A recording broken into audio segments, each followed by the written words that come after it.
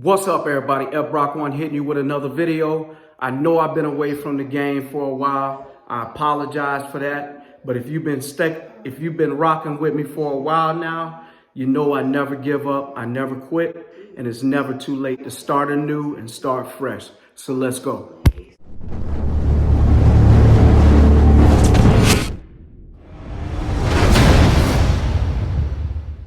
All right, so everybody, I know that I have been given a lot of mixed messages in the last couple weeks, even months, about what I want to do with my car and how far I want to take it, and if I'm even still excited about really taking this thing and doing quarter-mile times or maybe even doing shows. Sometimes life causes issues that you can't change, man.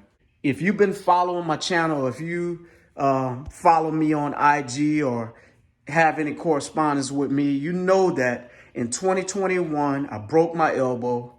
2022, I tore my Achilles right before H Day, which I'm still upset about to this day.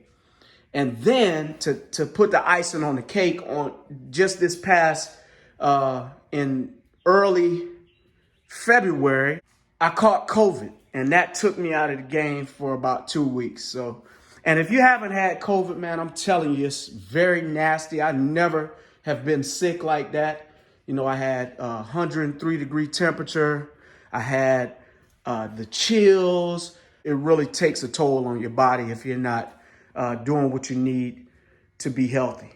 All right, so today, like you see in the description of the video, I'm going to talk about some things that over the 3 years of me having my car, what mistakes I've made in putting my car together, and if I could do it again, what I probably would have saved my money on.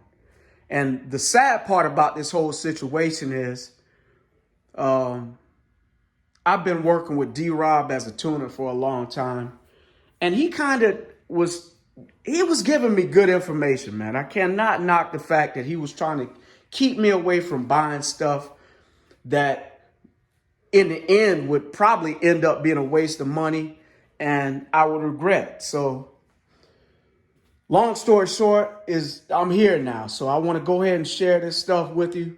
So hopefully when you get out there and you're starting to purchase things for your car and you want to build it up, especially if you're chasing that quarter-mile time, you won't waste your money in areas that won't really add value to what you're trying to do. So right off the bat, what I'm going to do is take you over to my workbench, and I'm going to highlight the three biggest. There's actually 5 things that I'm going to talk about that were, if I could call them regrets, I would call them regrets. But these 3 things right here are the biggest waste that I put my money to up until this point. I mean, if you're trying to chase every little bit of horsepower you want to get or every ounce of weight reduction, okay, maybe you got a show car. Yes, these would be a good idea. But if you're trying to push power and do it safely and really get a return on in gains and the amount of money that you're putting into it, I'm going to recommend against it. So the first thing I want to start with is this non-stop tuning lightweight crank pulley. According to the manufacturer, because it's lightweight, it's supposed to be less stress on the crankshaft, lighter rotating mass, and because of this, it should free up a couple horsepower. But in my case, you know, most tuners and builders don't agree with anything other than like a ATI crank pulley, or, you know, there's another one out there. I can't think of the name of it right now. But those are the only 2 crank pulleys, if you're going to use aftermarket, that they would recommend, simply because this aluminum one can break and cause long-term problems. In my case, I couldn't even attempt to use it because the key slot wasn't machined correctly. Yeah, I could have went back and had a machine shop open it up a little bit to make it correct, but I took that as like a warning that, hey, maybe this might be something that could cause problems if you use it. So this in itself, $100 down the drain. I don't recommend it, especially if you're trying to push anything beyond maybe 300 horsepower. I think once you get up in higher horsepower applications, 400, 500, you run the risk of this item breaking. Next up, I want to talk about these MSD ignition coils.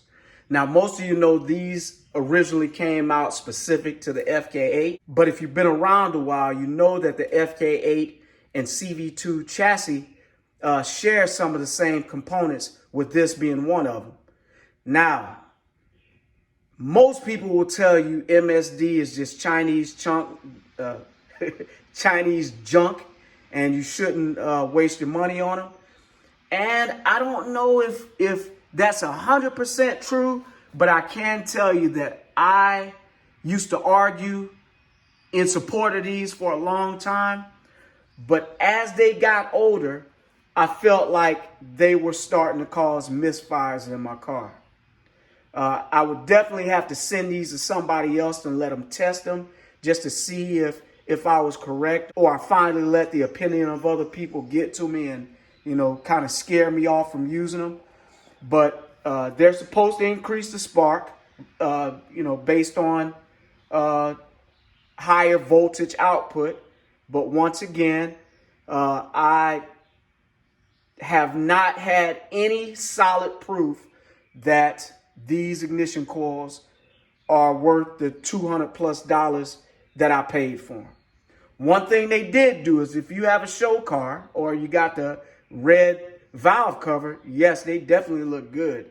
And that was one of the reasons why I kept them on for so long in the beginning.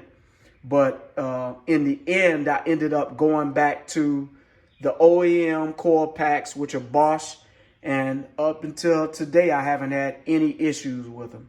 So as of right now, $100 for the nonstop tuning lightweight crank pulley, and over $200 for these MSD ignition coils, I consider as a waste of money. Next up, let's talk about this Pulley lightweight battery. So it's 7 pounds. It's very small, compact. If you're a hardcore racer and you're trying to get every ounce of weight reduction out of your vehicle, yes, this is going to be a good battery to use. But for the everyday full bolt-on car that's probably just running an E30 blend, this is a waste of money, straight up. It's a $300 battery. I used it one time during H-Day back in 2021. I didn't see any benefit to the battery. Maybe I can use this as a secondary battery, or someone else can use it as a secondary battery if you got a sound system. But for now, it's a waste. I'm just being real with y'all, man. So you do the math. That's over $700 that I have wasted in just these 3 areas that I possibly could have used to do something else. Maybe I could have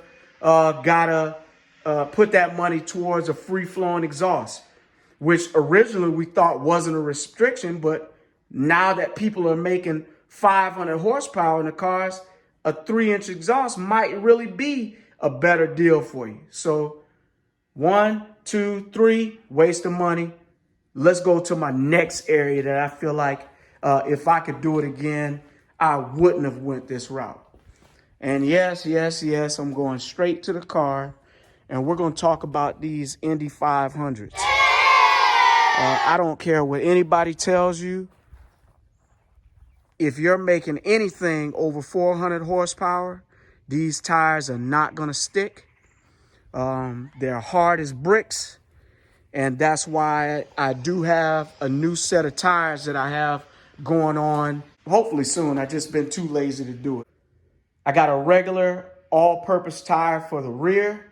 And then for the front, I went with the Falcon RT 660s. These are supposed to be some very sticky tires.